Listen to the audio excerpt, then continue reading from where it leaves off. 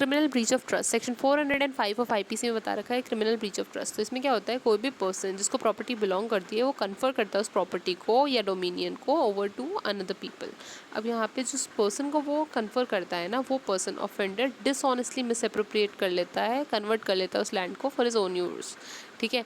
और ही में fraudulently use और dispose the property in violation of any law in which the prescribed manner is given for the discharge of the trust or any legal contract which may either be expressed or implied which is made for the discharge of the trust is said to commit criminal breach of trust। तो basically यहाँ पे हमने क्या पढ़ा है कि एक पर्सन ने जिसको प्रॉपर्टी का ओनर था उसने कन्फर किया उस प्रॉपर्टी को या डोमिनियन को over to the other people, ठीक है। अब यहाँ पे अदर पर्सन ने क्या किया, डिसऑनेस्टली उसको मिसअप्रोप्रिएट कर लिया और खुद के यूज़ के लिए कन्वर्ट कर लिया, converts it to own use.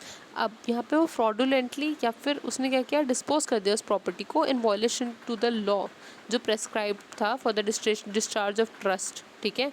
जो भी लीगल कॉन्ट्रैक्ट में बता रखा था एक्सप्रेसली या इम्प्लाइडली, जिस भी तरीके से डिस्चार्ज ऑफ ट्रस्ट होना चाहिए था उससे नहीं किया, फ्रॉडुलेंटली उसने कुछ या फिर तो फ्रॉडुलेंटली कर लिया या फिर डिस्पोज ऑफ दैट ट्रस्ट कर दिया इन वॉयलेशन ऑफ दैट लॉ जो भी प्रेस्क्राइब था।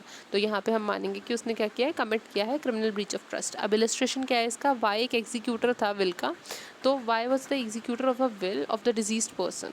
उसने क्या किया, while executing a will Y ने डिसऑनेस्टली डिसओबे कर दिया लॉ को और डायरेक्ट कर दिया to divide equally and Y ने fraudulently some part of the property ले भी ली।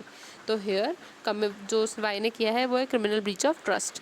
Essential ingredients of to commit this offence क्या है, फर्स्टली इंटरेस्टमेंट होना चाहिए प्रॉपर्टी का from one person to another, एक पर्सन ने अपनी प्रॉपर्टी का इंटरेस्टमेंट कर रखा हो किसी दूसरे पर्सन को। सेकेंडली जो ऑफेंडर है उसने मिसअप्रोप्रिएट किया हो या कन्वर्ट किया हो the property for its own use. Thirdly जो वॉयलेशन होना चाहिए या वॉयलेशन ऑफ डायरेक्शन या एनी अदर लॉ जो प्रिस्क्राइब्ड है, ठीक है, वो होना चाहिए फॉर डिस्चार्जिंग द ट्रस्ट, ठीक है। तो वॉयलेशन और या फिर या तो वॉयलेशन होना चाहिए या फिर फ्रॉडुलेंट तरीके से आपने डिस्चार्ज ऑफ ट्रस्ट कर दिया है, ठीक है। फोर्थ पॉइंट ये बोलता है कि प्रॉपर्टी मस्ट बी डिसऑनेस्टली मिसअप्रोप्रिएटेड, ठीक है, डिसऑनेस्टली कन्वर्टेड और मिसअप्रोप्रिएटेड।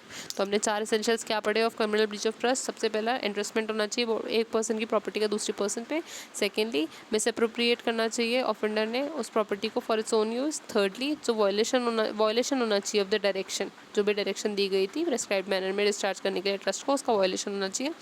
फोर्थली जो प्रॉपर्टी है वो डिसऑनेस्टली कन्वर्ट कर दी जानी चाहिए, ठीक है।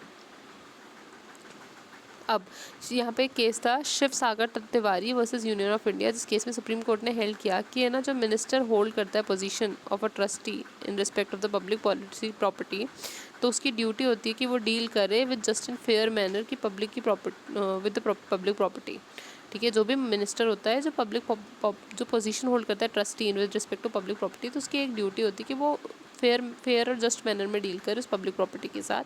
अगर वो ऐसा करने में फेल कर जाता है तो वो भी लायबल होगा for criminal breach of trust, ठीक है। Shiv Sagar Tiwari versus Union of India का केस है। उसमें पनिशमेंट क्या है, अब criminal breach of trust for अब क्रिमिनल ब्रीच ऑफ ट्रस्ट के लिए पनिशमेंट बता रही है सेक्शन 406 ऑफ आईपीसी में, जो कि है फॉर ईदर डिस्क्रिप्शन की पनिशमेंट हो सकती है, इम्प्रिजनमेंट हो सकती है for a term which may extend up to 3 years और फाइन और बोथ।